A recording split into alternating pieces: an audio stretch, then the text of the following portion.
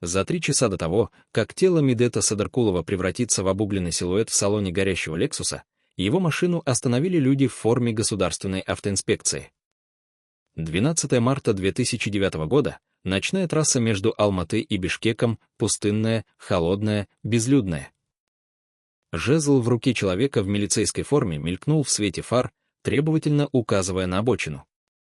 Что почувствовал в эту секунду бывший глава администрации президента Кыргызстана? Раздражение от очередной проверки документов.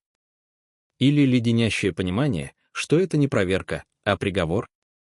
Существовал негласный список людей, которых никогда не останавливали на дорогах, Садаркулов входил в этот список годами. Но в ту ночь правила переписали. Когда милиционер подошел к окну, Медет Чеканович увидел его лицо в отблеске приборной панели и, возможно, узнал. Возможно, понял. Эти люди не собирались проверять документы. Они пришли за жизнью. 12 часов назад ничто не предвещало ловушки. Медет Садаркулов сидел в одном из алматинских отелей вместе с политологом Сергеем Слепченко, обсуждая дела, какие именно, мы не знаем до сих пор. Дела могли быть бизнесовыми, могли быть политическими, могли быть смертельно опасными для тех, кто находился у власти в Бишкеке. Садаркулов больше не занимал официальных постов, но оставался фигурой, которая могла одним звонком перевернуть политическую карту Кыргызстана. Бывший глава администрации президента Курманбека Бакиева, посол в Иране, человек, знавший все кремлевские тайны правящего клана, такие люди не уходят из игры просто так. Они либо остаются при власти, либо становятся угрозой. Медет Чеканович выбрал третий путь, ушел в тень, но сохранил связи, влияние и знание того, что происходит в закрытых кабинетах Белого дома в Бишкеке. Когда поздним вечером 12 марта он вместе со Слепченко и водителем Кубатом Сулаймановым сел в черный Toyota Lexus 470 с киргизскими номерами, никто из них не знал, что это их последняя поездка. Алматы остался позади, граница впереди, Бишкек в нескольких часах езды. Обычный маршрут, пройденный десятки раз. Но на границе случилось нечто странное. Пограничники Кыргызстана задержали машину Садаркулова на контрольно-пропускном пункте более часа. Официальной причины не объявили. Документы были в порядке, машина зарегистрирована, пассажиры, граждане республики, никаких нарушений. Тем не менее, их держали. Держали долго. Держали так, будто ждали сигнала свыше, пропускать или нет. Кто-то, находившийся далеко от заснеженной погранзаставы, принимал решение о судьбе 3 человек в салоне «Лексуса». В конце концов машину выпустили, и это стало самым страшным решением той ночи. Потому что если бы пограничники задержали Садаркулова еще на час, если бы не выпустили в ночь, возможно, он остался бы жив. Но машину пропустили на киргизскую территорию, и она покатила по ночному шоссе в сторону Бишкека. Темная дорога, редкие огни встречных фар, молчание 3 мужчин, каждый из которых думал о своем. Водитель Кубат следил за дорогой. Слепченко, возможно, дремал на заднем сиденье. А Медет Садаркулов смотрел в окно на проплывающие мимо силуэты гор и не знал, что за ним уже следят. Когда именно приняли решение об убийстве? За день, за неделю, за месяц? Существуют свидетельства, что Садаркулов готовил политическую акцию против режима Бакиева на май 2009 года, революцию, которая должна была смести клан с трона власти. Если это правда, значит, у властей были веские причины избавиться от опасного оппонента до того, как он запустит механизм переворота. Если это ложь, значит, мотив был другим: личная месть, борьба за влияние, устранение свидетеля коррупционных схем. Но в любом случае, решение созрело.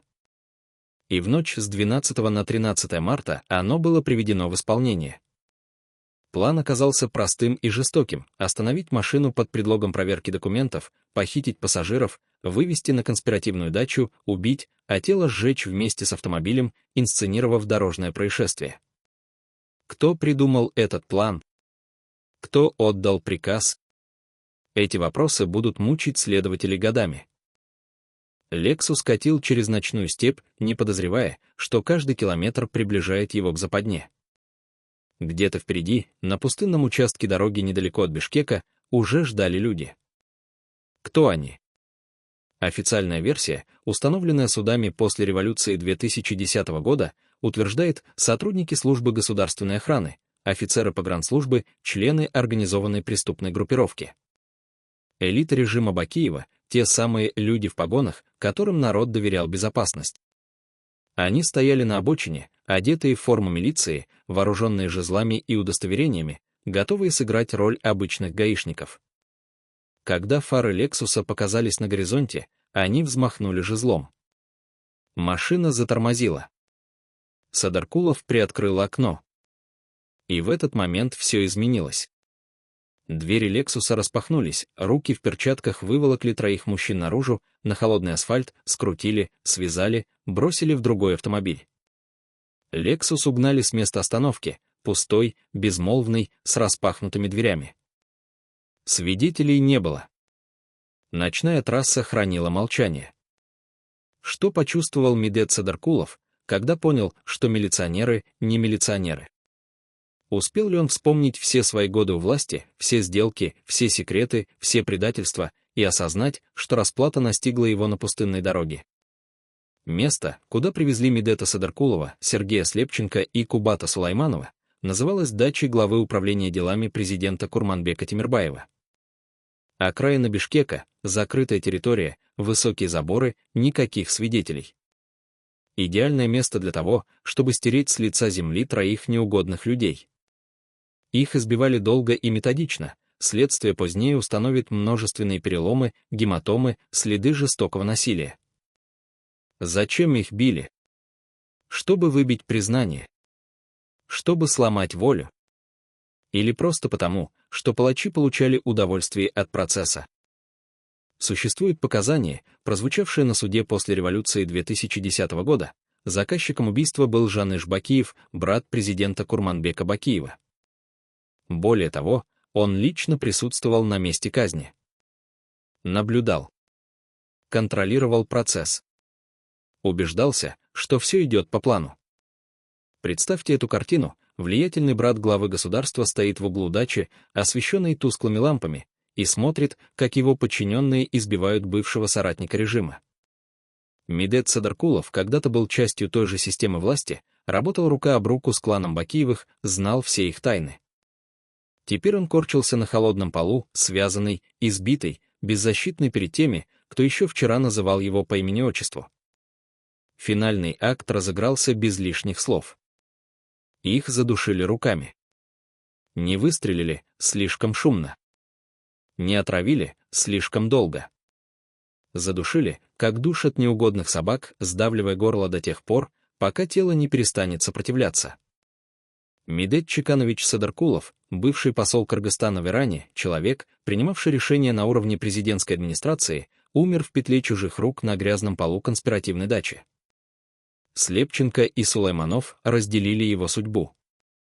Но убийцам мало было просто убить, нужно было скрыть преступление. Тело троих мужчин затащили обратно в «Лексус», который пригнали на дачу следом. Салон автомобиля превратился в передвижной морг, трупы на сиденьях, закрытые двери, тишина. Машину отогнали на другой участок дороги, неподалеку от места похищения. И подожгли. Бензин, пропитавший салон, вспыхнул мгновенно. Огонь пожрал обивку сидений, одежду мертвецов, кожу, плоть. Когда утром 13 марта 2009 года местные жители обнаружили дымящийся остов «Лексуса» на обочине, внутри находились 3 обугленных тела, неузнаваемых до такой степени, что потребовалась экспертиза для установления личностей. Власти объявили версию «дорожно-транспортное происшествие». «Лексус» столкнулся с автомобилем Audi 100 на высокой скорости, вспыхнул, пассажиры сгорели заживо. Водитель встречной Audi, Амурбек Осмонов, чудом выжил. Его осудили за причинение смерти по неосторожности. Он молчал. Отбывал срок. А 21 апреля 2010 года, ровно через 8 дней после революции, свергнувший Бакиева, Амурбека Осмонова нашли мертвым с множественными ножевыми ранениями. Убили свидетеля. Зачистили концы. Убрали человека, который мог рассказать, что на самом деле произошло той ночью на трассе Алматы-Бишкек.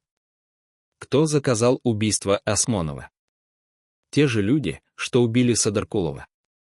Или новые игроки, пришедшие к власти после революции и желавшие похоронить неудобные тайны режима Бакиева. Следователи предполагают первый вариант — ликвидация последнего звена цепи, способного указать на настоящих палачей. Осмонов знал слишком много. Его смерть стала логичным завершением операции по зачистке. Сколько еще людей умерло, чтобы тайна дачи Тимирбаева осталась похороненной навсегда? И кто из тех, кто стоял в углу дачи и наблюдал за удушением Садаркулова, до сих пор дышит свободным воздухом Бишкека? 7 апреля 2010 года в Кыргызстане произошла революция. Режим Курманбека Бакиева пал под натиском народного гнева, спровоцированного коррупцией, произволом силовиков, убийствами неугодных. Бакиев бежал из страны. Его брат Жаныш, предполагаемый заказчик убийства Садаркулова, скрылся за границей. Новая власть открыла архивы, возобновила расследование, начала аресты. Дело об убийстве Медета Садаркулова пересмотрели с нуля. И картина, которая открылась следователям, оказалась чудовищной. Версия о дорожно-транспортном происшествии рассыпалась мгновенно. Судебно-медицинская экспертиза показала, все 3 жертв умерли не от ожогов, а от удушения. Их убили до того, как подожгли машину. Тело несли следы жестоких побоев, переломов, пыток. Это не было несчастным случаем. Это было методичное, спланированное, холодное убийство. Следствие установило имена исполнителей, сотрудники службы государственной охраны, офицеры погранслужбы, члены криминальных группировок, связанных с властью. Их арестовали. Судили. Приговорили к различным срокам заключения. Показания подсудимых открыли роль Жаныша Бакиева. Он не просто заказал убийство, он присутствовал при казни, контролировал процесс, лично убеждался, что Садаркулов мертв. Это была месть. Это была зачистка опасного врага. Это была демонстрация силы клана Бакиевых. Мы убиваем тех, кто встает на нашем пути, и нам это сходит с рук. До революции так и было. Власть защищала убийц. Следствие фабриковало версию о ДТП. Свидетелей уничтожали. Система работала как часы, безжалостно, эффективно, смертоносно. Но революция сломала механизм. Палачи оказались на скамье подсудимых. Жаныш Бакиев в международном розыске. Однако справедливость пришла слишком поздно. Медет Садаркулов лежал в земле. Сергей Слепченко лежал в земле. Кубат Сулайманов лежал в земле. Амурбек Осмонов тоже. 4 жизни, стертые с лица земли ради сохранения власти клана. Остались вопросы, на которые нет ответов. Почему пограничники задержали Садаркулова на границе более часа? Кто отдал приказ? Что они ждали, разрешение пропустить или приказа арестовать? Почему в итоге выпустили, чтобы убийство произошло на территории Кыргызстана, а не в нейтральной зоне? Координировал ли кто-то действия погранслужбы и группы захвата, ожидавшей на трассе? Существовала ли единая операция по ликвидации Садаркулова, в которую были вовлечены разные структуры, от пограничников до спецслужб? Свидетель по имени Дуйшон Рысалиев заявил на суде 5 июля, что Медет Садаркулов готовил революцию против Бакиева на май 2009 года, через 2 месяца после собственной смерти. Если это правда, значит, власти знали о плане заранее.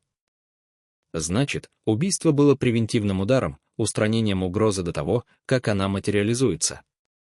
Но откуда власти узнали о планах Садаркулова? Кто-то из его окружения донес? Кто-то из тех, кому он доверял, продал его спецслужбам за деньги или иммунитет? Представьте, вы готовите революцию, подбираете союзников, строите планы, договариваетесь о датах. И среди этих людей предатель, который в тот же вечер звонит в кабинет Жаныша Бакиева и докладывает каждое ваше слово. Вы едете из Алматы в Бишкек, уверенные, что дела идут хорошо, что революция близка, что через 2 месяца режим падет.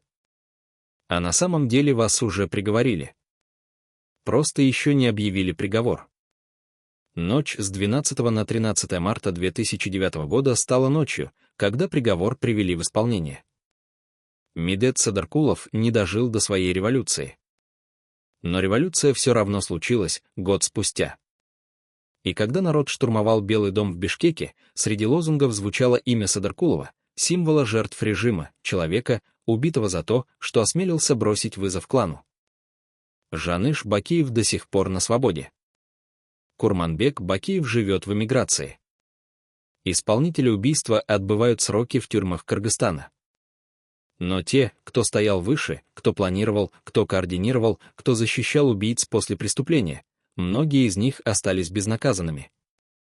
Система сохранила себя, пожертвовав низовыми звеньями, но защитив верхушку. Можно ли назвать это справедливостью, когда заказчик убийства пьет кофе на вилле за границей, а исполнители гниют в тюрьме? И сколько еще таких дел похоронено в архивах спецслужб Кыргызстана, ожидающих следующей революции, чтобы выйти на свет? Когда Медет Садаркулов покинул дом в последний раз вечером 12 марта 2009 года, его жена не почувствовала ничего необычного. Обычная командировка в Алматы, обычное дело, возвращение через день-два. Поцелуй на пороге, привычное «позвоню из дороги», закрывающаяся дверь автомобиля. Ничто не предвещало, что это последние минуты их совместной жизни. Семья политика высокого ранга в Кыргызстане всегда живет с особым чувством, пониманием, что муж и отец находятся в зоне риска, что враги существуют, что угрозы реальны. Но между абстрактным страхом и конкретной трагедией лежит пропасть, через которую невозможно перешагнуть, пока не случится непоправимое. Жена Садаркулова знала, что ее муж поссорился с кланом Бакиевых, что он больше не входит в ближний круг власти, что отношения испортились. Знала ли она, насколько глубока эта вражда? Понимала ли, что бывший глава администрации президента превратился в мишень для тех, кто еще вчера пожимал ему руку в коридорах Белого дома? Семейные тайны политиков — это всегда баланс между правдой и умолчанием, между необходимостью защитить близких и невозможностью скрыть реальность. Что рассказывал Медет Чиканович жене о своих планах на май 2009 года, о готовящейся революции, о людях, с которыми встречался тайно? Утром 13 марта телефон Садаркулова не отвечал. Первый пропущенный звонок — еще не тревога, просто разрядился аккумулятор или плохая связь на трассе. Второй, третий, 10 — уже паника, холодное понимание, что что-то случилось. Жены политиков в Кыргызстане знают, когда муж не выходит на связь больше 3 часов, нужно звонить не друзьям, а в структуру безопасности. Она звонила. Ей отвечали уклончиво, обещали проверить, советовали подождать. А в это время обугленные тела ее мужа, Слепченко и Сулайманова, уже лежали в морге, неопознанные, зарегистрированные как жертвы дорожного происшествия. Власти знали, кто сгорел в «Лексусе», но молчали. Семье не сообщали. Официальное опознание затянули на сутки, время, необходимое, чтобы сфабриковать версию о случайном ДТП, уничтожить улики, запугать свидетелей. Представьте, ваш муж мертв уже 12 часов, но вам не говорят. Вы звоните во все инстанции, умоляете проверить больницы, морги, отделения милиции. А на том конце провода — люди, которые точно знают, что ваш муж лежит с разможженным черепом и обугленной кожей в подвале судмедэкспертизы, но делают вид, что информации пока нет. Это не просто бюрократическая волокита. Это садизм системы, которая убила вашего мужа и теперь продлевает вашу агонию, заставляя надеяться, что он жив. Когда семье наконец сообщили о смерти, им не рассказали правду. Дорожное происшествие, столкновение со встречным автомобилем, мгновенная смерть в огне, чистая ложь, упакованная в официальные документы, подписанная следователями, заверенная печатями.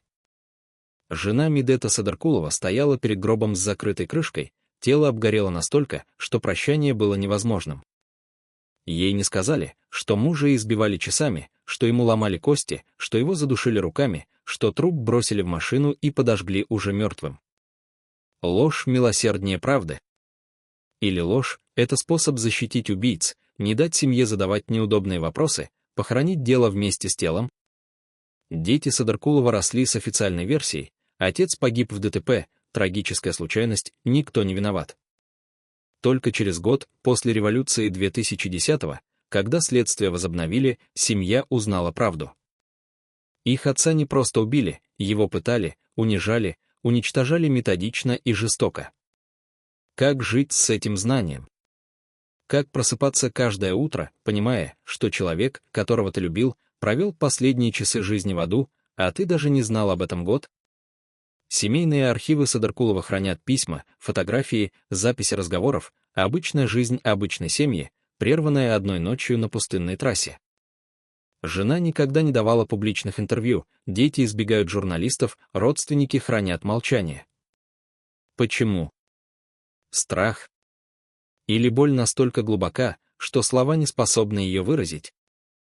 Существует деталь, о которой не говорят в официальных документах, но которую знают близкие. За несколько дней до поездки в Алматы Медет Садаркулов изменился. Стал молчаливым, задумчивым, нервным. Жена спрашивала, что случилось. Он отвечал уклончиво, говорил, что все в порядке, что просто устал. Но она видела, он боится.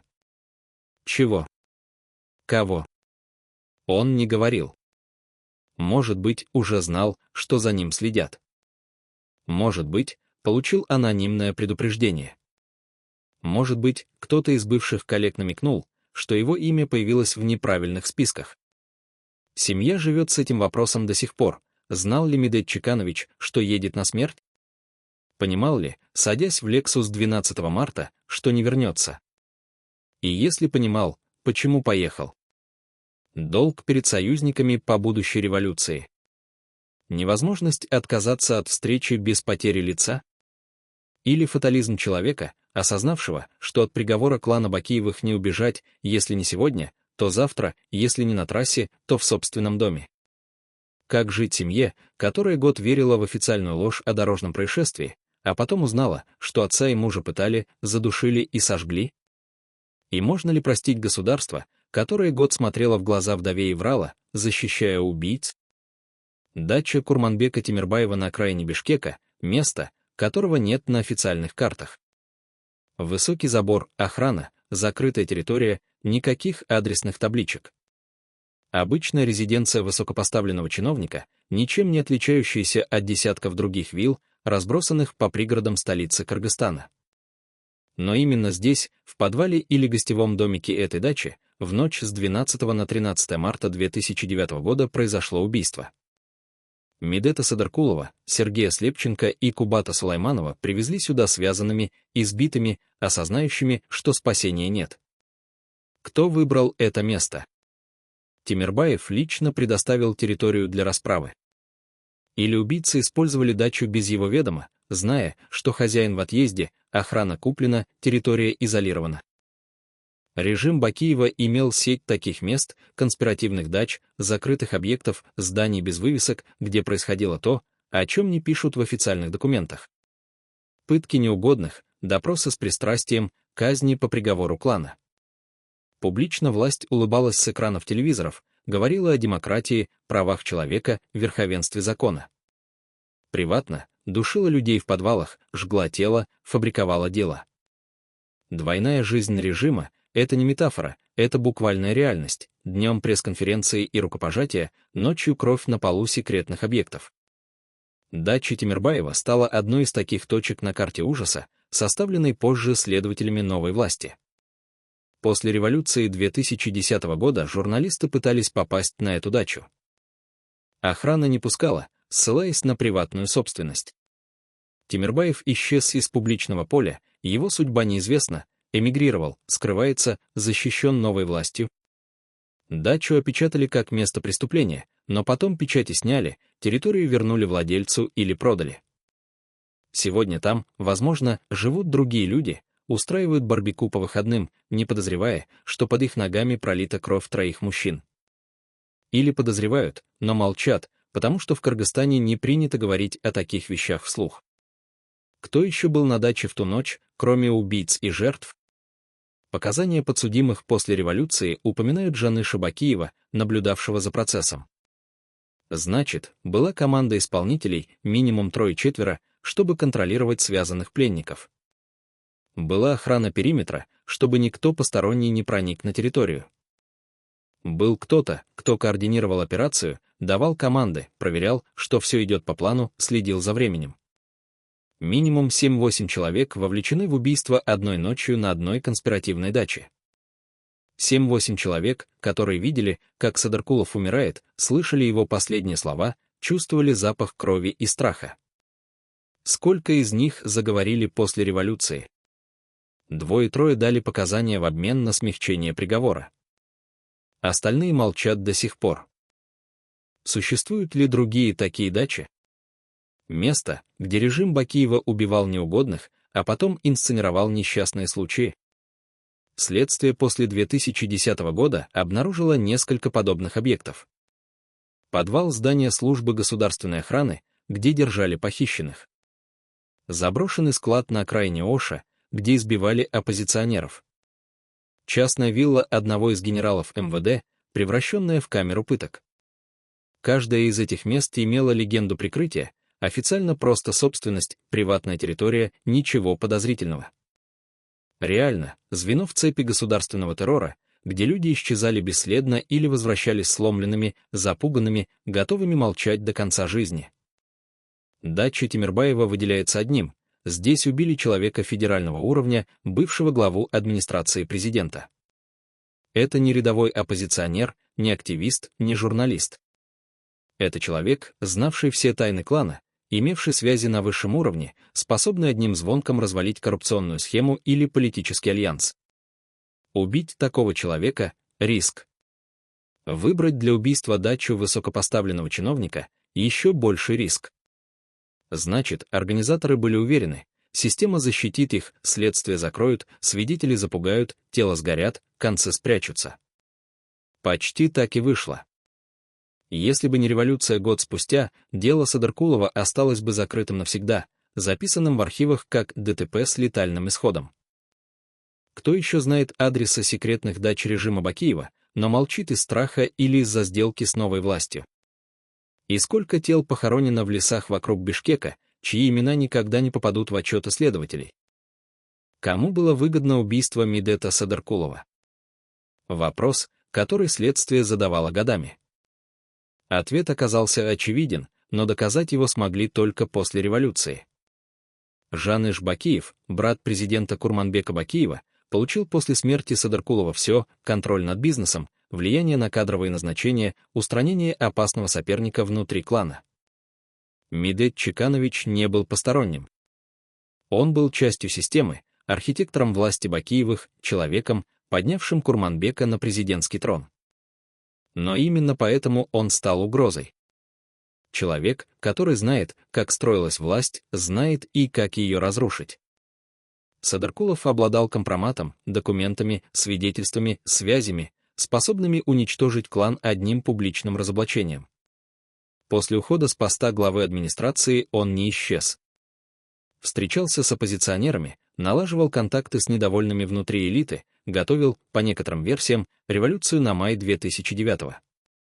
А это означало прямая угроза режиму. Жаныш Бакиев, в отличие от брата президента, не церемонился с врагами. Если Курманбек пытался сохранять видимость законности, Жаныш действовал грубо, жестоко, эффективно. Садаркулов мешал, Садаркулова убрали.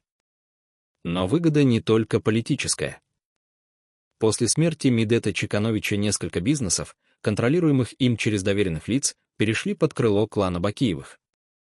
Активы, недвижимость, доли в компаниях — все это оказалось в руках людей, близких к Жанышу. Совпадение. Или тщательно спланированная операция по захвату чужого имущества, где убийство было не только местью, но и рейдерством. Экономический след убийства тянется через офшоры, подставные фирмы, фиктивные сделки. Следователи после 2010-го пытались распутать эту сеть. Обнаружили переводы на счета, зарегистрированные на родственников сотрудников СГО. Нашли документы о продаже недвижимости Садаркулова через неделю после его смерти по заниженной цене, покупатель — компания, связанная с Жанышем Бакиевым. Все легально на бумаге, все преступно по сути. И вот вопрос: заказывал ли Жаныш Бакиев убийство лично, или решение принимал коллегиально круг доверенных лиц клана, понимавших, что Садаркулов превратился в неустранимую угрозу.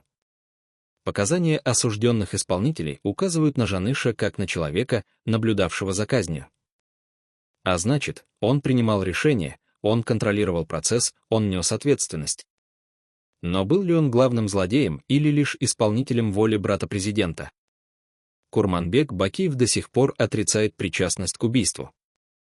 По некоторым данным, живет в Белоруссии, защищен режимом Лукашенко, недосягаем для киргизского правосудия. Жаныш скрывается, объявлен в международный розыск, но экстрадиции нет.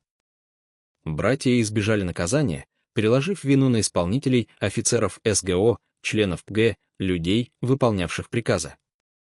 Классический сценарий постсоветского правосудия: рыба гниет с головы, но на скамье подсудимых оказываются только хвосты. Те, кто душил Садаркулова руками, отбывают сроки. Те, кто отдавал приказ задушить, пьют кофе на виллах за границей. Экономическая выгода от убийства осталась у клана Бакиевых. Даже после революции, даже после конфискации части активов, семья сохранила миллионы долларов, вывезенные заранее, спрятанные в офшорах, недоступные для следствия. А политическая выгода? Садаркулов не устроил революцию в мае 2009-го, его убили в марте. Революция все равно случилась, в апреле 2010-го, год спустя. Значит, убийство не спасло режим, только отсрочило крах на 12 месяцев. Но эти 12 месяцев клан Бакиевых использовал, чтобы вывести капиталы, подготовить пути отступления, договориться с зарубежными покровителями. К моменту революции Курманбек и Жаныш были готовы бежать, самолет на взлетной полосе, счета за границей, виллы куплены, убежище согласовано. Они не защищали власть до последнего, как Садаркулов мог бы ожидать от своих бывших союзников. Они готовились сдать страну и уплыть с награбленным. И убийство Медета Чекановича было частью этой подготовки: устранить того, кто мог помешать, кто знал слишком много, кто мог возглавить альтернативную элиту после падения режима. Цуэбона, кому выгодно? Жанышу Бакиеву выгодно было убрать конкурента и захватить активы. Курманбеку Бакиеву выгодно было избавиться от человека, знавшего компромат. Новой власти после революции выгодно было повесить всю вину на братьев Бакиевых, отвлекая внимание от собственных грехов. Исполнителям убийства выгодно было получить деньги и защиту от режима, пока режим стоял. Когда режим рухнул, они остались без защиты, брошенные заказчиками, преданные системой, которой служили. Ответит ли когда-нибудь Жаныш Бакиев за убийство Медета Садаркулова перед киргизским судом? Или справедливость в Кыргызстане — это привилегия, доступная только тем, кто не успел сбежать за границу с миллионами? В архивах Службы государственной охраны Кыргызстана существовала папка с грифом «Особой важности», номер дела СГО 090311. Внутри нее хранились документы, которые никогда не должны были покинуть стальной сейф в подвале здания на проспекте Чуй в Бишкеке. Протоколы встреч Медета Садаркулова с иностранными дипломатами, расшифровки телефонных переговоров, агентурные донесения о контактах с оппозицией, финансовые выписки по офшорным счетам. 127 страниц, каждая из которых могла разрушить карьеру, отправить за решетку, стереть имя из политической жизни. 14 марта 2009 года, через несколько часов после того, как обугленное тело Садаркулова доставили в морг, эта папка исчезла. Просто испарилась из сейфа, будто никогда не существовала. Офицер архива, дежуривший той ночью, подписал акт о передаче документов неустановленному лицу с соответствующим допуском.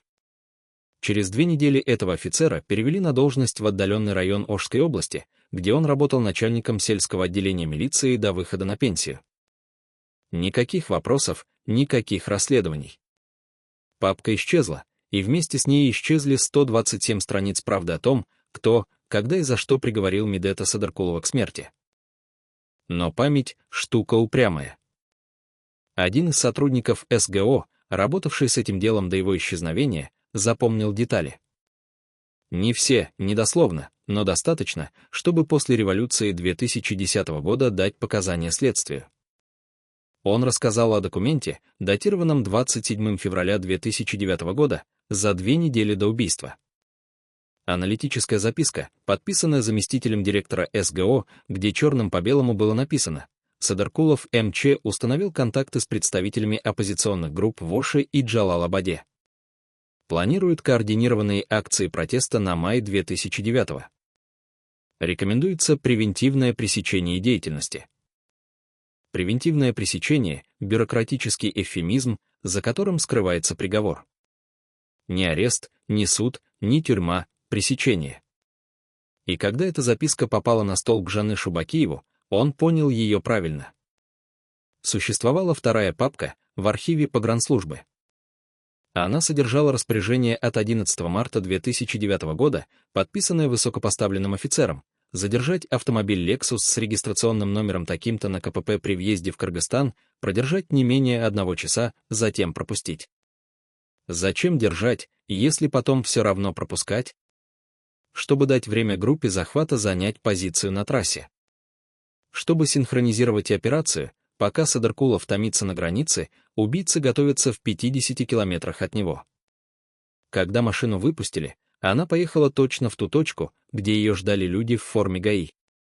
Все рассчитано, все продумано, все задокументировано. А потом эта папка тоже исчезла, сожжена, уничтожена, растворена в небытии вместе с доказательствами государственного заговора. Третья папка хранилась в личном сейфе Курманбека Темирбаева, главы управления делами президента, на чьей даче совершили убийство. Что там было? Следствие так и не установило. Темирбаев уничтожил документы до того, как началось расследование после революции. Но свидетели видели, как 7 апреля 2010 года, в день революции, Темирбаев лично сжигал бумаги во дворе своей дачи. Дымящийся костер, пепел, разлетающийся по ветру, запах горелой бумаги. Что он прятал? Акт о передаче дачи в распоряжение СГО на ночь с 12 на 13 марта. Финансовые документы о выплатах исполнителям. Переписку с Жанышем Бакиевым. Все сгорело, превратилось в черные хлопья, осевшие на траве вокруг дачи, где год назад задушили 3 человек. Архивы молчат. Документы уничтожены. Свидетели запуганы или мертвы. И все же правда просачивается сквозь щели, как вода через треснувшую плотину. Те самые показания офицера СГО, который помнил содержание исчезнувшей папки. Тот самый акт о передаче документов, где осталась подпись офицера архива, неразборчивая, но поддающаяся экспертизе. Те самые свидетели сожжения бумаг Темирбаевым, готовые дать показания. Но достаточно ли этого для приговора? Суды после революции осудили исполнителей, но заказчики остались за границей недосягаемые. А без документов, без архивов, без прямых доказательств их экстрадиция невозможна. Сколько еще архивов сгорело в кострах 7 апреля 2010 года, когда элита режима Бакиева понимала, что власть рушится и нужно уничтожать следы преступлений? Сколько папок с грифом особой важности превратилось в пепел за несколько часов паники? И главное, кто хранит копии? Потому что в Кыргызстане, как и в любой постсоветской стране, действует негласное правило: важные документы всегда существуют в 2 экземплярах. Один сжигают публично, второй прячут как страховку. Где эти копии? В чьих сейфах они лежат, ожидая своего часа? У бывших офицеров СГО, эмигрировавших после революции. У конкурентов Жаныша Бакиева, затаившихся до момента, когда можно будет использовать компромат. У спецслужб соседних стран, собиравших досье на киргизскую элиту. Исчезли ли документы навсегда? Или кто-то держит копии в тайнике, ожидая момента, когда правда станет выгоднее молчания? Жаныш Бакиев начал стареть резко и неестественно быстро в марте 2009 года. За 2 месяца, с момента убийства Садаркулова до мая, он из крепкого мужчины средних лет превратился в человека с серым лицом, дрожащими руками, нервным тиком в уголке левого глаза. Те, кто видел его на закрытых встречах в апреле, отмечали странное поведение. Жаныш требовал, чтобы дверь кабинета оставалась приоткрытой, чтобы охрана стояла в прямой видимости, чтобы стекла окон были затонированы и зашторены одновременно. Он перестал пить минеральную воду из общих бутылок, приносил собственную, запечатанную, открывал при свидетелях. Спал не дома, а на конспиративных квартирах, меняя адреса каждую ночь. Параноидальное поведение, характерное для человека, осознавшего, что стал мишенью. Но мишенью чего? Страх ареста, страх возмездия, образы той ночи на даче Тимирбаева — все это сплелось в один непрерывный кошмар, пожиравший его изнутри. Существуют свидетельства врача, лечившего Жаныша в апреле 2009-го. Диагноз – острая бессонница, панические атаки, повышенное артериальное давление. Назначены транквилизаторы, снотворные, седативные средства. Жаныш принимал горстями таблетки, запивая коньяком, пытаясь заглушить нечто, что грызло его мозг. Что именно? Врачи знают, человек, ставший свидетелем насильственной смерти, особенно если он сам принимал решение об убийстве, неизбежно несет психологическую травму. Даже если публично он улыбается, пожимает руки, изображает спокойствие. Курманбек Бакиев, президент Кыргызстана, физически изменился за год, прошедший между убийством Садаркулова и революцией. Лицо осунулось, щеки провалились, кожа приобрела землистый оттенок. На фотографиях, сделанных в феврале 2010 года, он выглядит на 10 лет старше, чем в марте 2009. Официальные врачи диагностировали хроническую усталость, рекомендовали отдых, санаторное лечение. Но настоящая причина была не в усталости.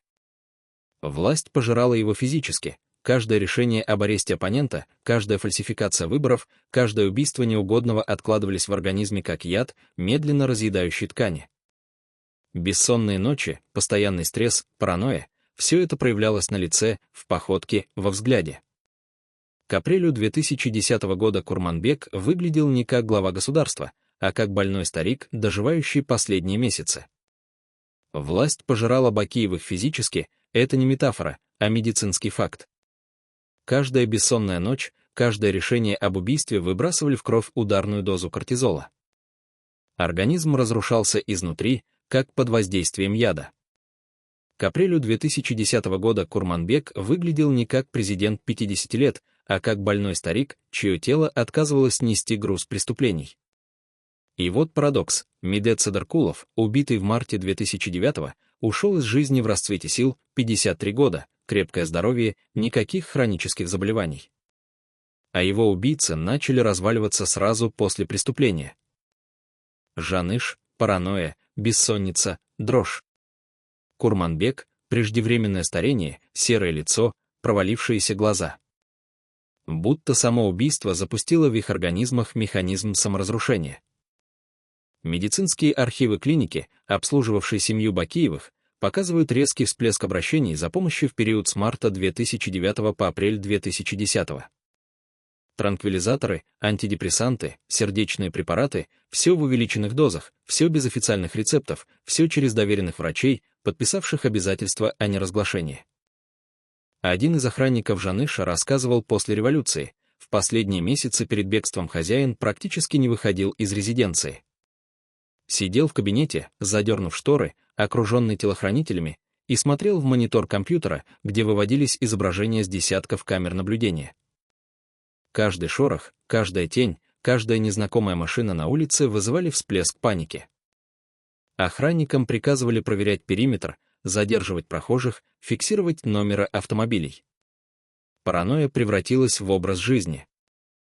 А когда 7 апреля 2010 года толпа двинулась к резиденции президента, Жаныш бежал одним из первых, даже раньше брата. Схватил чемодан с деньгами и документами, приготовленный заранее, сел в машину и исчез. Бросил охрану, бросил союзников, бросил страну. Где Жаныш Бакиев сегодня? По данным следствия, в Великобритании, защищен политическим убежищем, живет под вымышленным именем. Курманбек в Белоруссии, гость Лукашенко, недосягаемый для экстрадиции. Оба внешне спокойны, оба публично отрицают вину. Но что происходит внутри? Кошмары по ночам. Образ Медета Садаркулова, задыхающегося на полу дачи. Лица 3 людей, сгоревших в Лексусе. Психиатрия знает, травма убийства неустранима. Можно сбежать за границу, сменить имя, нанять лучших адвокатов. Но невозможно стереть из памяти то, что видели твои глаза. Спит ли Жаныш Бакиев спокойно по ночам в своем лондонском убежище, или каждый раз, закрывая глаза, он видит лицо Медета Садаркулова в последние секунды его жизни? Проследим деньги. После убийства Медета Садаркулова в марте 2009 года в финансовой системе Кыргызстана произошла серия транзакций, которые выглядели обыденно для банковских клерков, но были чудовищны по сути. 23 марта, через 10 дней после смерти, со счетов компании Садаркулова исчезли $3 миллиона. Банковские клерки видели стандартную операцию – погашение кредита перед офшорной фирмой с британских Виргинских островов.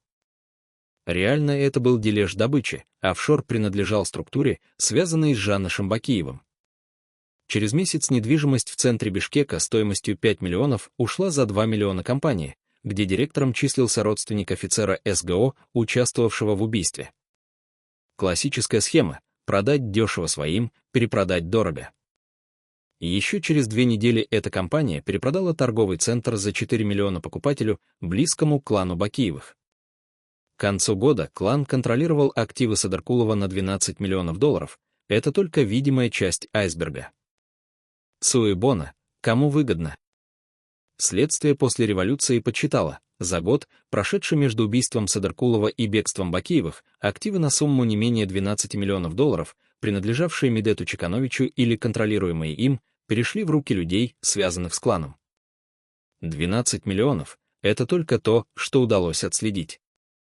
Реальная сумма могла быть вдвое больше, потому что часть сделок прошла через офшоры, часть — через подставных лиц, чьи связи с Бакиевыми невозможно доказать документально. Но деньги — только видимая часть. Существовала политическая выгода, которую невозможно измерить в долларах. Медет Садаркулов знал все о коррупционных схемах режима Бакиева. Он лично участвовал в создании этих схем, когда был главой администрации президента. Контракты с зарубежными компаниями, откаты при государственных закупках, распределение должностей за взятки — все это проходило через его руки. Когда Садаркулов ушел в оппозицию, он стал носителем смертельно опасного знания. Один публичный доклад на пресс-конференции, одна утечка документов в СМИ, и режим рушится под тяжестью разоблачений. Убить Садаркулова означало заткнуть рот главному свидетелю коррупции. А еще существовала цепочка людей, которые зависели от молчания Медета Чекановича. Министры, судьи, генералы, бизнесмены, десятки персон, чьи состояния и карьеры были построены на связях с кланом Бакиевых. Если Садаркулов начинает говорить, под удар попадают не только братья президента, но и вся элита режима. Значит, у всех этих людей был мотив пожелать ему смерти. Но кто конкретно заказал убийство? Показания осужденных исполнителей указывают на Жаныша как на человека, отдавшего приказ и наблюдавшего за казнью.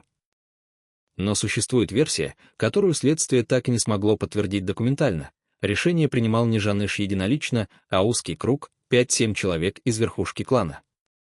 Они собрались в закрытом кабинете в конце февраля 2009-го, обсудили проблему Садаркулова и голосовали. Не открытым голосованием, а молчаливым согласием. Жаныш озвучил вопрос: Садаркулов готовит революцию на май. Если не остановим, потеряем власть. Кто против превентивных мер? Молчание. Никто не высказался против. Значит, все согласны. Решение принято коллективно, вина размазана на всех, и никто не чувствует личной ответственности. Эта версия объясняет, почему после революции так трудно было установить единственного заказчика. Официально обвинили Жаныша, он единственный, чье присутствие на даче во время убийства подтвердили свидетели. Но остальные члены этого тайного совещания остались в тени. Следствие знало их имена: министр внутренних дел, директор СГО, глава погранслужбы, крупные бизнесмены, финансировавшие режим.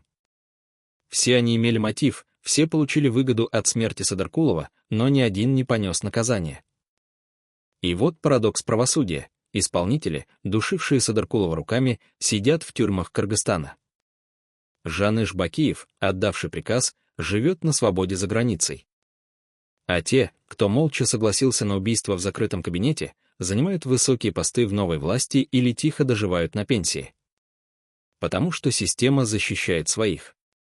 Революция сменила фасад власти, но элита во многом осталась прежней, те же люди, те же связи, те же схемы обогащения. Просто теперь они клянутся в верности демократии и правам человека. Следователи после 2010-го пытались докопаться до истины. Допрашивали десятки свидетелей, изучали банковские операции, требовали документы у офшорных компаний. Наткнулись на стену молчания. Свидетели не помнят детали. Документы утрачены при пожаре. Офшоры защищены законами о банковской тайне. Один из следователей, работавший над делом, сказал журналистам: «Мы знаем, кто заказал убийство. Мы знаем, кто получил деньги. Мы знаем, кто прикрывал преступников.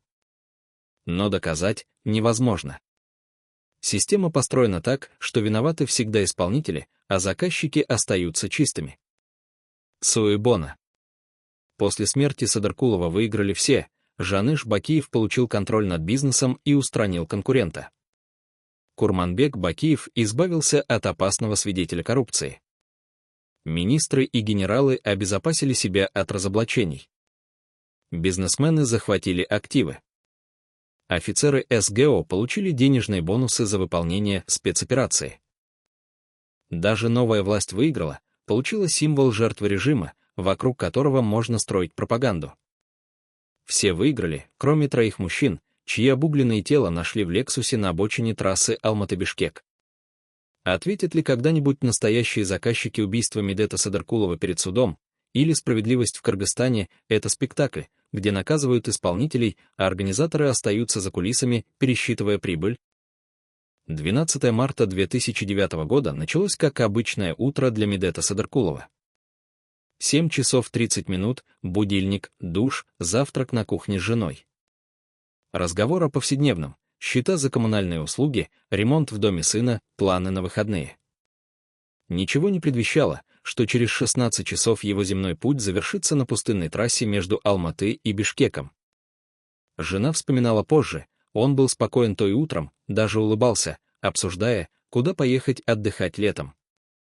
Никакой тревоги, никаких мрачных предчувствий. Обычный день обычного человека, который когда-то управлял президентской администрацией, а теперь просто жил, встречался с друзьями, занимался делами. В 9 часов утра позвонил Сергей Слепченко, политолог и давний знакомый. Нужно срочно в Алматы, вопрос не терпит отлагательства. Какой вопрос? Медет Чеканович не уточнил жене. Деловая встреча, переговоры, обычная поездка через границу. Водитель Кубат Сулайманов подал машину к 10 часам. Черный Toyota Lexus 470, отполированный до блеска, полный бак, исправные тормоза. Автомобиль, на котором Садаркулов ездил последние 2 года, надежный, комфортный, безопасный. Он не знал, что через 12 часов этот Lexus превратится в его гроб. Выезд из Бишкека прошел без происшествий. Дорога знакомая, пройденная десятки раз. 3,5 часа езды до границы, еще час на прохождение таможни, потом Алматы. Медет сидел на заднем сиденье, просматривая документы, отвечая на звонки. Обычная рутина политика на пенсии, у которого остались связи, интересы, проекты. Слепченко рядом, погруженный в свои мысли. Кубат за рулем, сосредоточенный на дороге. Троица, которая через несколько часов станет трагическим триптихом, 3 тела в одном сгоревшем автомобиле. На границе Кыргызстана остановились около 2 часов дня. Документы в порядке, таможня пропустила без задержек. Казахстанская сторона, формальная проверка, штамп в паспорте, зеленый свет. К 3 часам они были в Алматы. Встреча прошла в одном из центральных отелей, детали неизвестны. С кем встречались? О чем договаривались? Свидетели видели Садаркулова и Слепченко в холле отеля около 6 вечера, спокойные, довольные, будто дела прошли успешно. Заказали кофе в лобби-баре, сидели минут 40, обсуждая что-то, склонившись над столиком. Потом встали, вышли к машине. Кубат ждал у входа. 8 часов вечера, темнеет, пора выезжать, если хотят быть дома к полуночи. И вот здесь начинается тот отрезок времени, который следствие восстановит по крупицам, опрашивая свидетелей, анализируя записи камер наблюдения, изучая последние звонки с мобильного Садаркулова. В 8 часов 30 минут Lexus выезжает из Алматы, направляется к границе. 9 часов 40 минут подъезжают к казахстанскому КПП, быстрое прохождение, никаких задержек. 10 часов 15 минут киргизская граница. И здесь происходит странность. Пограничники останавливают машину, просят выйти, проверяют документы дольше обычного. 1:20 троих держат в здании погранпункта. Почему? Официальной причины нет. Потом отпускают, машина катит дальше, в ночь, к Бишкеку. Садаркулов, возможно, раздражен задержкой, но не встревожен. Подумаешь, бюрократия — обычное дело. Он не знает, что за этот час с лишним на трассе впереди заняли позицию люди, которым приказано его остановить. Без этой задержки Lexus проехал бы мимо засады раньше, чем убийцы успели подготовиться. Задержка на границе — это синхронизация операции. Кто-то позвонил с погранпункта, доложил: выпустили, будет на месте через 40 минут. На том конце линии группа захвата, одевающая милицейскую форму, проверяющая жезлы, заводящая машины. 11 часов 50 минут вечера 12 марта. Lexus катит по пустынной трассе. Редкие встречные фары, темнота вокруг, холодный степной ветер. Медет Садаркулов, возможно, задремал на заднем сиденье. Слепченко определенно спал. Кубат вел машину, думая о доме, о жене, о завтрашнем дне. И вдруг жезл ГАИ, мелькнувший в свете фар, фигура в милицейской форме, жест, требующий остановки. Кубат притормозил, съехал на обочину. «Рутинная проверка», — подумал он. Опустил стекло, приготовил документы. Человек в форме подошел, наклонился к окну. И в этот момент все переменилось. Двери Лексуса распахнулись одновременно, с обеих сторон. Руки в перчатках схватили водителя, пассажиров, выволокли наружу, на холодный асфальт. Крики, сопротивление, удары. За 2 минуты троих связали, заткнули рты, бросили в багажник другой машины. Lexus угнали пустым. Часы на приборной панели показывали 12:03 минуты. 3 минуты после полуночи. Официально 12 марта закончилось, началось 13. День смерти. Дачу достигли около часа ночи. Медета, Сергея и Кубата втащили в здание, бросили на пол. Жаныш Бакиев уже был там, ждал, контролировал. Что происходило дальше, допросы, избиения, унижение, длилось несколько часов. К 4 утра все закончилось. Троих задушили. Тело затащили обратно в Lexus, который пригнали на дачу следом. Машину отогнали на другой участок дороги, облили бензином, подожгли. 5 часов 30 минут утра 13 марта. Первые прохожие увидят дымящийся остов через час. Вызовут милицию. Начнется расследование, которое власти закроют фальшивой версией о ДТП. 16 часов жизни, от завтрака с женой до последнего вдоха на полу конспиративной дачи. Что чувствовал Медет Садаркулов, осознав, что милиционеры не милиционеры, что это западня, что спасения нет? Понимал ли Медет Садаркулов в последние минуты жизни, что его убивают не враги из далекого прошлого, а те самые люди, рядом с которыми он строил режим Бакиевых, вместе с которыми делил власть, богатство и секреты? Существовал круг из 16 человек, знавших все о Медете Садаркулове. Каждый медицинский секрет, каждый финансовый счет, каждую политическую связь, каждую личную слабость. Эти 16 составляли невидимую паутину вокруг человека, занимавшего пост главы администрации президента. Личный врач. Главный охранник. Водитель. Секретарь. Финансовый советник. 3 офицера СГО, ответственных за безопасность. 2 бизнесмена, ведущих его дело. 4 политика из ближнего круга. Жена. Взрослый сын. 16 нитей, связывающих Садаркулова с реальностью. Каждая нить — потенциальная точка утечки информации. Когда Медет Чеканович покинул администрацию и начал отдаляться от клана Бакиевых, эти 16 человек оказались перед выбором. Лояльность или предательство? Молчание или донос? Кто-то из 16 сделал звонок, написал донос, передал информацию о планах Садаркулова готовить революцию на май 2009-го. Кто именно, следствие так и не установило. Возможно, личный водитель, который слышал разговоры в машине и запомнил имена оппозиционеров, упомянутых хозяином. Возможно, секретарь, видевшая записи встреч в ежедневнике. Возможно, финансовый советник, заметивший переводы на счета сомнительных организаций. Возможно, кто-то из политиков, испугавшийся, что революция провалится и нужно застраховаться, сдав заговорщиков властям. Предательство в Кыргызстане всегда имело цену: должность, деньги, безопасность семьи, иммунитет от преследований. После революции 2010 года следователи допросили всех 16. Каждый клялся, что хранил верность Садаркулову, что никогда не сообщал спецслужбам о его планах. Детекторы лжи не применяли. Пыток не было. Психологическое давление минимальное. Результат — стена молчания. Никто не признался. Предатель остался неизвестным. Более того, некоторые из 16 исчезли после революции. Личный врач эмигрировал в Россию. Один из бизнесменов умер при загадочных обстоятельствах, сердечный приступ в 45 лет.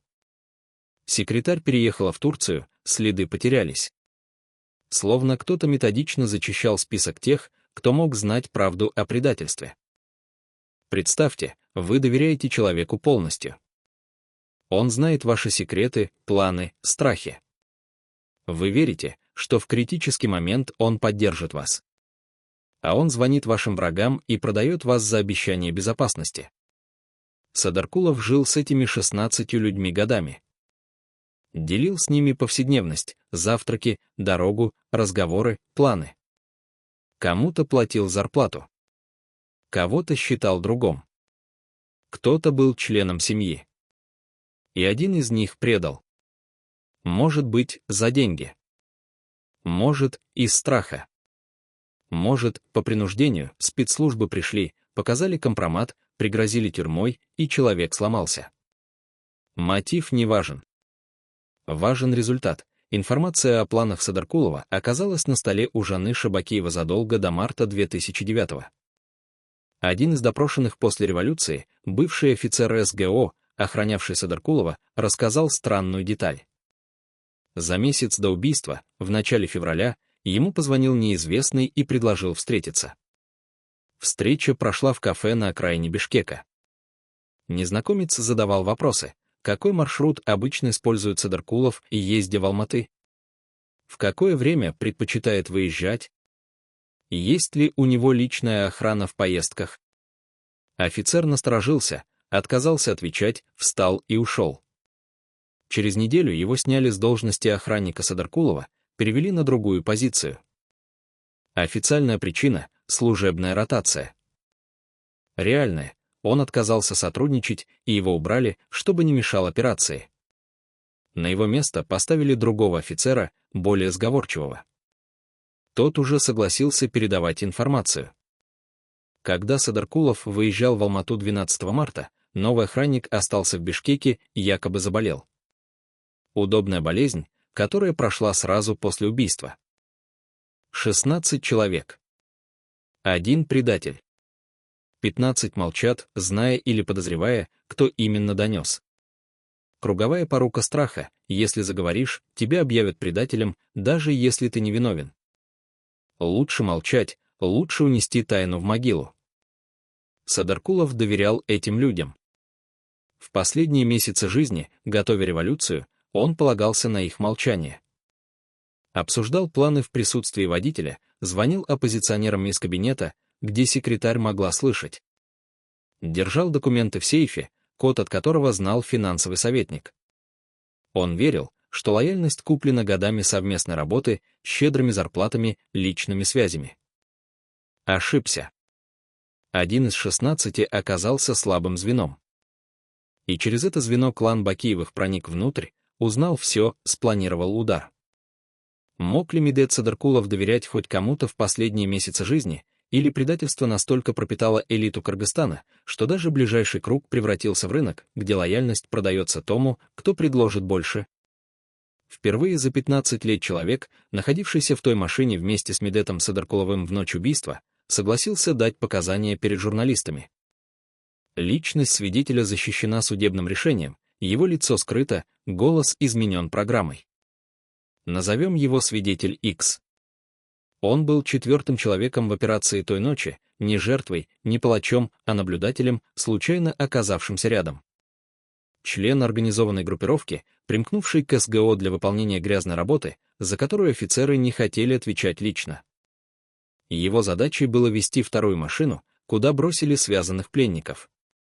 Он видел все, от момента остановки Лексуса на трассе до последнего вздоха жертв на даче. Почему молчал 15 лет? Страх. После революции он получил минимальный срок в обмен на молчание о деталях. Отсидел, вышел, скрывался. Теперь согласился говорить, потому что, по его словам, мертвецы не дают спать по ночам. Он рассказывает о том, чего нет в материалах следствия. Когда Лексус остановили, Садыркулов сразу понял, что это западня. Не кричал, не сопротивлялся, просто смотрел в глаза милиционеру и тихо спросил: «Жаныш послал?» Человек в форме не ответил, только кивнул. Садыркулов закрыл глаза, вздохнул. Словно принял неизбежность. Слепченко и Сулайманов боролись, кричали, пытались вырваться. Медет Чеканович покорно дал связать себе руки. Будто готовился к этому моменту заранее. Возможно, последние недели жил с ощущением, что конец близок, и когда он наступил, испытал почти облегчение, наконец свершилось то, чего так боялся. На даче, перед казнью, Жаныш Бакиев разговаривал с Садыркуловым. Не допрашивал, не угрожал, просто говорил, как старые знакомые, которым больше нечего терять. «Ты знал, чем это кончится», — сказал Жаныш. «Когда решил пойти против нас, должен был понимать». Садыркулов ответил: «Я понимал. Но кто-то должен был попытаться остановить вас». Жаныш усмехнулся, не остановил. Медет молчал. Потом добавил: «Остановит кто-то другой. Через год, через 2. Революция все равно случится».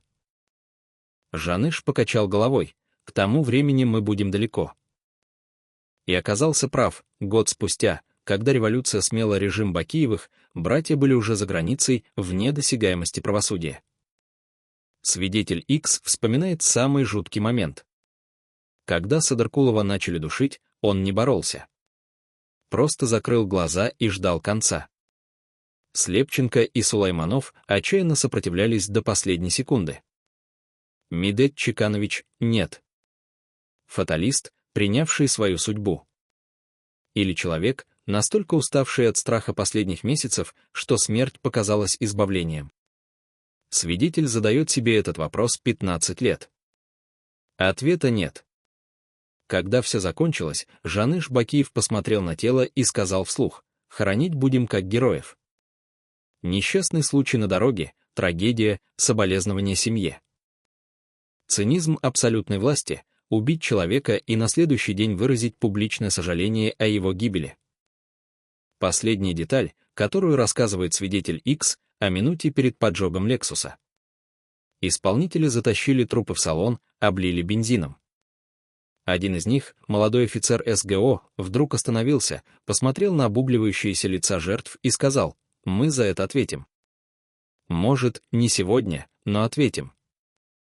Старший офицер оборвал его: «Заткнись и поджигай». Молодой чиркнул спичкой, бросил в салон, отбежал. Машина вспыхнула мгновенно. Они стояли рядом несколько минут, наблюдая, как огонь пожирает улики. Потом разъехались. Молодой офицер, тот самый, кто сказал про ответ, через 2 года повесился в собственной квартире. Официально – депрессия. Реально, не смог жить с памятью о той ночи. Совесть сожгла его изнутри, как огонь сжег тело в Лексусе. Свидетель X говорит, что дает это интервью не для искупления вины, он понимает, что искупления не существует. Дает для того, чтобы люди знали правду. Медет Садаркулов не погиб в дорожном происшествии. Его убили по приказу верхушки режима, методично, жестоко, с последующей инсценировкой. Убили за то, что он осмелился бросить вызов клану, готовил революцию, отказывался молчать. Убили как предупреждение остальным, вот что бывает с теми, кто пытается изменить систему изнутри. И система сработала идеально, концы спрятаны, заказчики на свободе, исполнители получили минимальные сроки, свидетели молчали 15 лет. Почти идеальное преступление. Почти. Потому что правда все равно просочилась. Сначала после революции, когда следствие возобновили и осудили исполнителей. Потом через показания вроде этого интервью. И с каждым годом картина становится четче: кто, как, зачем. Остается последний вопрос: когда Жаныш Бакиев и остальные заказчики предстанут перед судом? Международные ордеры выписаны. Экстрадиция запрошена. Страны, где они скрываются, отказываются выдавать. Дипломатический тупик, в котором застряло правосудие. Медет Садаркулов, Сергей Слепченко, Кубат Сулайманов лежат в земле. Их семьи живут без мужей и отцов, их убийцы пьют кофе на виллах, защищенные политическим убежищем. Справедливо ли это? Свидетель X смеется горько. Справедливость — это слово для детских сказок. В реальном мире побеждает тот, кто успел сбежать с деньгами. Понимал ли Медет Садаркулов, готовя революцию против Бакиевых, что у него нет шансов победить систему, где предательство вознаграждается, лояльность продается, а правосудие заканчивается на границе страны? Что стало с теми, кто пережил ту ночь с 12 на 13 марта 2009 года? Жена Медета Садаркулова никогда не вышла замуж повторно. Живет тихо, в том же доме, где они жили вместе, окруженная фотографиями и воспоминаниями. Сын уехал за границу, не выдержав тяжести имени отца жертвы. Родственники Слепченко и Сулайманова разъехались по регионам Кыргызстана, избегая публичности, храня память о погибших в семейных архивах. Никто из них так и не получил компенсации от государства, официально признанные жертвами политических репрессий, но забытые системой, которая предпочитает не вспоминать неудобное прошлое. Исполнители убийства отбывают различные сроки в тюрьмах Кыргызстана. Кто-то получил 15 лет, кто-то 20, кто-то вышел по амнистии. Живут тихо, стараются не привлекать внимания, знают, что родственники жертв помнят их лица. Один из осужденных офицеров СГО дал интервью из колонии: «Мы выполняли приказ. Думали, что защищаем государство от заговорщиков. Потом поняли, что защищали преступников от правосудия. Раскаяние запоздалое, бесполезное. 3 мужчин мертвы, и никакие слова не вернут их к жизни». Жаныш Бакиев, по последним данным, живет в Великобритании под защитой политического убежища. Великобритания отказывается выдавать его Кыргызстану, ссылаясь на риск несправедливого суда. Курманбек Бакиев, в Белоруссии, гость режима Лукашенко, недосягаемый для экстрадиции. Братья живут комфортно, их капиталы, вывезенные до революции, позволяют не работать и не беспокоиться о будущем. Время от времени дают интервью зарубежным СМИ, отрицая причастность к убийствам, обвиняя новую власть Кыргызстана в фальсификации дел. Циничный спектакль безнаказанности, разыгрываемый перед миром, который предпочитает не вмешиваться. Страна изменилась с тех пор.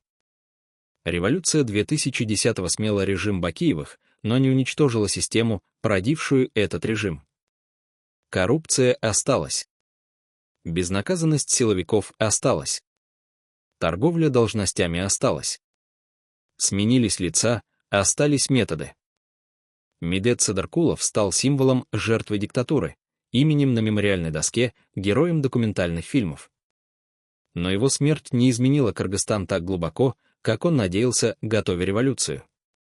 Система оказалась живучей, приспособилась, мутировала, выжила. И новые Садаркуловы, те, кто осмеливается бросить вызов власти, знают, цена правды может быть такой же высокой сегодня, как 15 лет назад. Остаются вопросы, на которые нет ответов. Кто именно из 16 ближайших людей Садаркулова предал его, передав информацию спецслужбам? Где хранятся копии уничтоженных документов из архивов СГО, если они вообще существуют? Кто еще из верхушки клана Бакиевых участвовал в принятии решения об убийстве, но остался за кадром следствия? И главный вопрос, который не дает покоя семьям жертв, когда заказчики ответят перед судом? Международные ордеры висят в базе данных Интерпола годами. Запросы об экстрадиции отклоняются. Дипломатические каналы молчат. Создается впечатление, что мировое сообщество смирилось с безнаказанностью Бакиевых, закрыло глаза на убийства, совершенные режимом ради сохранения стабильных отношений со странами, предоставившими убежище диктаторам. Но главный вопрос остается: кто на самом деле управлял всей операцией той ночью? Кто координировал действия пограничников, группы захвата, исполнителей на даче, прикрытии в милиции и следствии? Жаныш Бакиев был лицом операции, но был ли он мозгом? Или существовал кто-то выше, кто-то, чье имя так и не всплыло в материалах дела, кто остался в тени, продолжая жить спокойной жизнью в Бишкеке или за границей? Система защищает своих. Революции меняют фасад, но редко добираются до фундамента. И пока фундамент цел, история будет повторяться: новые имена, новые жертвы, новые убийства, новая безнаказанность. Медет Садаркулов хотел сломать эту систему. Его убили за эту попытку. Но попытка не умерла вместе с ним. Она живет в памяти тех, кто знает правду. И однажды, возможно, эта правда окажется сильнее любой системы, любого клана, любой безнаказанности.